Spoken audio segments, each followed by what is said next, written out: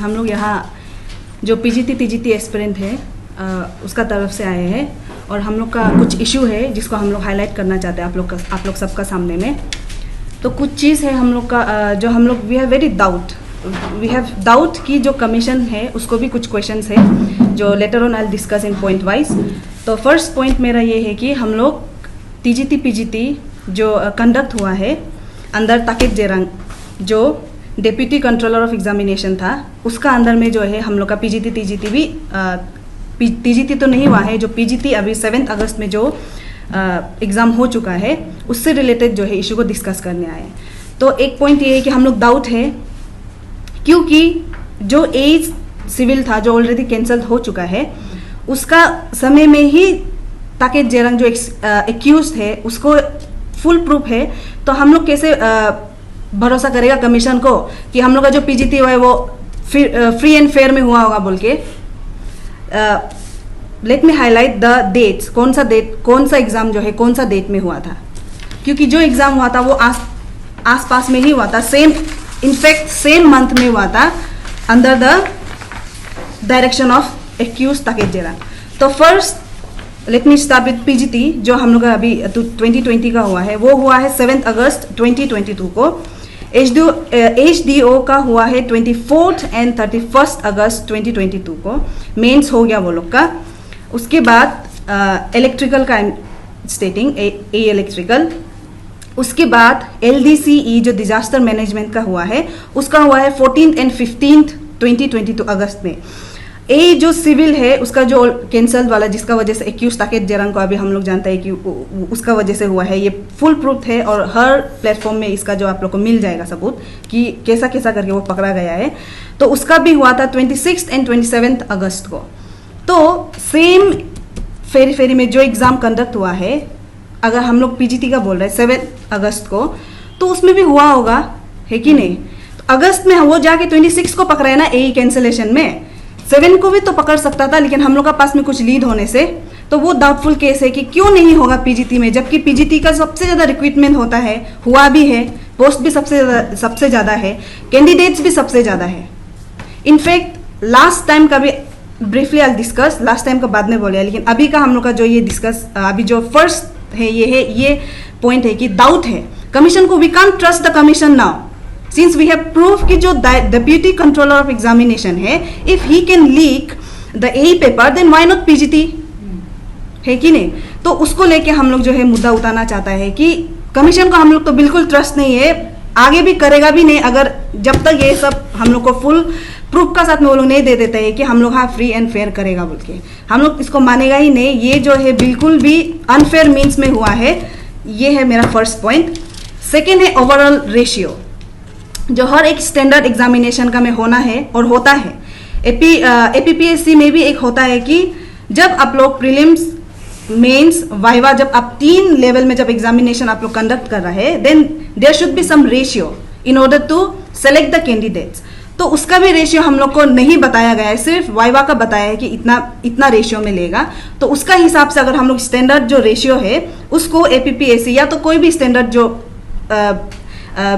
Exam conduct करता है board उसका अगर हम लोग बोलने से 1:12 होता है रिक्रूटमेंट जो है स्टैंडर्ड लेवल में, ये होना चाहिए। रेशियो भी मेंशन नहीं है कौन सा तरफ से जो है कैसा करके कितना सब्जेक्ट का लिया है। अभी हम लोग जो है रेशियो का जब बारे में बात करेगा तो अकॉर्डिंग टू द पोस्ट जो अभी रिसेंटली पीजीटी हुआ है उसमें हुआ है 94 पोस्ट रिक्रूटमेंट पूरा होल सब्जेक्ट ओवरऑल। तो 94 पोस्ट है, तो 94 पोस्ट में जो है according to the ratio again 1:12 का रेशियो में it is suppose to be 1128 candidates जो who is suppose to be the valid और फ्री वैलिड कैंडिडेट्स जो जाके मेंस को लिखेगा। लेकिन एक यहाँ पे हम लोग का ये डाउट बन गया कि सिलेक्शन जो सेलेक्ट हुआ है वो है 1179। हाउ कम, कौन सा सिलेक्शन बेसिस में हुआ है। चलो आप अगर वो मार्क्स सामने जिसका चलो सपोज 100 से 99 आया है 80 आया है तो 2 आदमी का 80 आ गया तो 2 आदमी को लिया होगा, might be the case.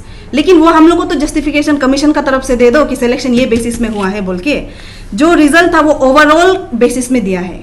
94 post को जब आप इंग्लिश का इतना, हिंदी का इतना, इकोनॉमिक्स व्हाटएवर जितना भी रिस्पेक्टिव सब्जेक्ट है उसका आप जब पोस्ट को जब आप लोग रिक्रूटमेंट टेस्ट में जब आप लोग बताता है कि 9 पोस्ट है 8 पोस्ट है बोल के, तो उसका बेसिस में लड़ेगा ना, उसका बेसिस में कैंडिडेट विल प्रिपेयर कि इतना पोस्ट है तो इतना आदमी का साथ में हमको लड़ना पड़ेगा बोल के अकॉर्डिंग टू द रेशियो।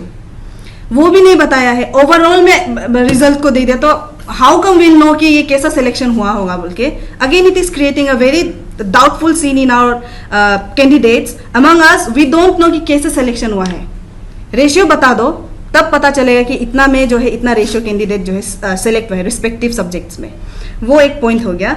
और ये भी अगेन रेशियो में हम ऐड करना चाहिए, अगर 1:12 should be applied in prelim, ये जो स्टैंडर्ड रेशियो में है, तो एपी जो ये कमीशन जो है ये एग्जाम को हेल्प किया है वो हम लोग को दिखाना ही पड़ेगा।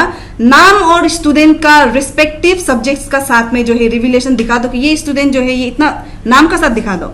एडमिट कार्ड जब आप 3000 4000 आदमी का आप जब पूरा प्रिंट करके टाइप करके निकाल सकते हैं, तो ये तो 1000 स्टूडेंट ही है ना, 1179 स्टूडेंट। नाम लिख के बता दो ये रिस्पेक्टिव सब्जेक्ट्स में है, इतना स्टूडेंट जो है इतना सब्जेक्ट में क्रैक किया है। Then will don't have any like question की कमीशन क्या किया है, सब क्लियर हो जाएगा। वो एक पॉइंट है।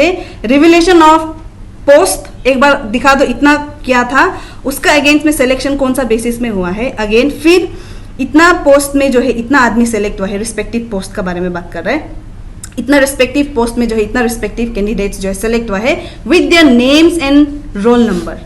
सेकेंड पॉइंट ये है। थर्ड पॉइंट ये है कि रिपीटेड क्वेश्चन भी हुआ है इसमें, पॉलिटिकल साइंस में भी हुआ है।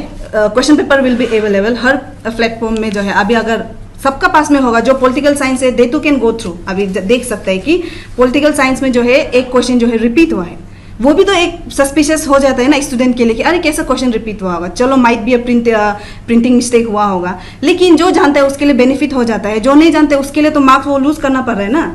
One has to lose mark because of the repeated question. उसको कैसे हम लोग बोलेगा? अगर एग्जाम फ्री एंड फेयर हुआ है तो उसका भी जस्टिफिकेशन दो कि ये इसका मार्क्स को जो है वो लोग कैसे दिया होगा, जो गलती टाइप हुआ है ना क्वेश्चन उसका मार्क्स जो है वो लोग कैसे दिया होगा। ना वो लोग सबको दे दिया क्या मार्क्स, ना एक माइनस कर दिया, वो भी एक इश्यू है। समझ में नहीं आ रहा कैसे हुआ है, कोई क्वेश्चन रिपीटेड हुआ है, सबका में हुआ होगा, सबका में हुआ होगा, आई एम टेलिंग, सबका में हुआ होगा। So these are the points which is creating doubt in our experience. तो हम लोग कैसे भरोसा करेगा कि ये जो कमीशन है जो एक्यूज का अंदर में ही कंडक्ट वाला है, जो पकड़ा भी गया है, सबूत भी है हर प्लेटफॉर्म में, तो उसको कैसे हम लोग मानेगा कि जो पीजीटी हुआ है अभी रिसेंटली अगस्त में जस्ट बिफोर ए एग्जाम्स, तो वो कैसे फ्री एंड फेयर हुआ होगा बोल के कैसे हम लोग मान लेगा। तो हम लोग इसको बोलते हैं इन्वेस्टिगेशन होना है, नल एंड वॉइड होना है, अनटिल और अनलेस वो लोग एक जस्टिफिकेशन एक दिखा दो पूरा कि ये पूरा फ्री एंड फेयर में हुआ ही है बोल के। उसके बाद सेकेंड है, यहाँ से तो कोई भी no one will lose anything, जो क्लियर किया है नहीं किया है उसका भी बात नहीं है। सब वी एज अ एक्सपीरियंस बोल रहे हैं कि सबका जो है अगर पोस्ट को ही खरीद लिया वो प्रीलिम्स में, तो मेंस में वो पास होगा क्या? जो जेन्युइन कैंडिडेट है विल ही और शी विल गेट थ्रू? नहीं होगा ना। जब पोस्ट को ही खरीद लिया, क्वेश्चन पेपर पढ़ के बैठ रहा होगा, बोलो अभी से ही प्रिपरेशन कर रहा होगा, तो वो लोग कैसे लड़ सकेगा उसका अगेंस्ट में? Cut off will be high obviously. वो कट ऑफ को जो नॉर्मल इंसान है हर दिन पीजी में बैठता है, जो हाँ ये अंदर में होप ले रहे कि पढ़ के हम सकेगा पास कर लेगा बोल के, वो लोग कैसे मालूम होगा कि ये, वो लोग को कैसे जस्टिफिकेशन मिलेगा कि वो लोग का जो प्रिपरेशन है वो सही चल रहा है बोल के? वो लोग को जो यहाँ पे हम लोग सब एज ए एक्सपीरियंस आया है, पास नहीं वाला सबका तरफ से बोल रहा है। एक फेयर इन्वेस्टिगेशन होना चाहिए, उसके बाद यहाँ से किसी का भी लॉस नहीं होगा। प्रीलिम्स में खरीद लिया तो मेंस में तो कैसे छोड़ेगा वो लोग? पोस्ट को ही खरीद लिया तो साफ करना है, तो वी हैव टू अप्रूव। एक स्टार्टिंग जड़ से डायरेक्ट निकाल के फेंकना है। प्रीलिम्स में घुस गया तो मेंस को नल एंड वॉइड करके क्या करेगा? मेंस में, प्रीलिम्स में तो वो घुस गया ना। एक जो कैंडिडेट है जो फ्री और फेयर तरीका से हुआ होगा सोच रहे, वो लोग को तो धोखा दे रहा है, वो लोग का प्रिपरेशन में तो धोखा हो रहा है ना वो लोग का साथ में। तो यहाँ में किसी का भी लॉस नहीं हो रहा है, सिर्फ नल एंड वॉइड होना ही पड़ेगा ये, क्योंकि हम लोग का पास में अभी एक एविडेंस है कि जो एक्यूज थे उसका ही अंदर में ये हुआ था। यही पेपर बिक सकता है तो पीजीटी क्यों नहीं होगा? सबसे ज्यादा पोस्ट जबकि यहाँ रिक्विट होता है, रिक्रूटमेंट यहाँ सबसे ज़्यादा होता है, यहाँ क्यों नहीं बेचेगा जब एई में 3-4 पोस्ट जितना भी निकला था वो सब में अगर बिक सका है तो 94 पोस्ट में क्या कौन गारंटी देता है कि नहीं बिका होगा बोल के। उसके बाद और पेरेंट्स लोग से भी अगेन रिक्वेस्ट है कि वो लोग अपना बच्चा लोग इतना मेहनत करके पढ़ाते हैं, they should also come forward, आना है वो लोग, बोलना है कि मेरा बच्चा लोग इतना मेहनत कर रहा है, वो लोग का अगेंस्ट में जो ये जस्टिस नहीं हो रहा है, इनजस्टिस हो रहा है। तो आई रिक्वेस्ट एवरीवन, सबको रिक्वेस्ट करता है कि ये इसको फेयर इन्वेस्टिगेशन का तरफ में हम लोग को इसको सपोर्ट करना है और इसको ले जाना है आगे, करना ही पड़ेगा, इसको नल एंड वॉइड तो करना ही पड़ेगा, स्क्रैप करना पड़ेगा, उसके बाद free and fair investigation. Second है हम लोग का जो एक नेक्स्ट पॉइंट है 2018 और 19 को लेके। 2018 और 19 को लेके अगर हम लोग एस्पिरेंट बोल के आ रहे हैं तो एज अ पूरा डिपार्टमेंट आ रहा है, तो हम लोग वी कांट स्किप ये साल में वो साल में बोल के, तो पूरा एज अ डिपार्टमेंट को हम लोग लेके चलेगा। और 2018 और 19 में हम ये बोलना चाहेगा कि 2018 में जो है there was mass recruitment of teachers, तो यहाँ पे जो है हम लोग का सबसे ज़्यादा डिग्री यहीं पे हुआ है 2018 में। और हम लोग SIC को भी हम लोग लिखा है लेटर, यहाँ पे हम लोग पूरा बताया है वो लोग को कि कौन सा समय में हुआ था रिक्रूटमेंट टेस्ट, कितना पोस्ट में हुआ था, ये सब आपको मिल जाएगा। होता होगा ये सब, अभी कल भी हम लोग शेयर कर दिया था कुछ कुछ प्लेटफॉर्म्स में, यू विल गेट इट। उसके बाद में यहाँ में सबसे पहले सबसे ज़्यादा बिक्री यहीं पे हुआ है।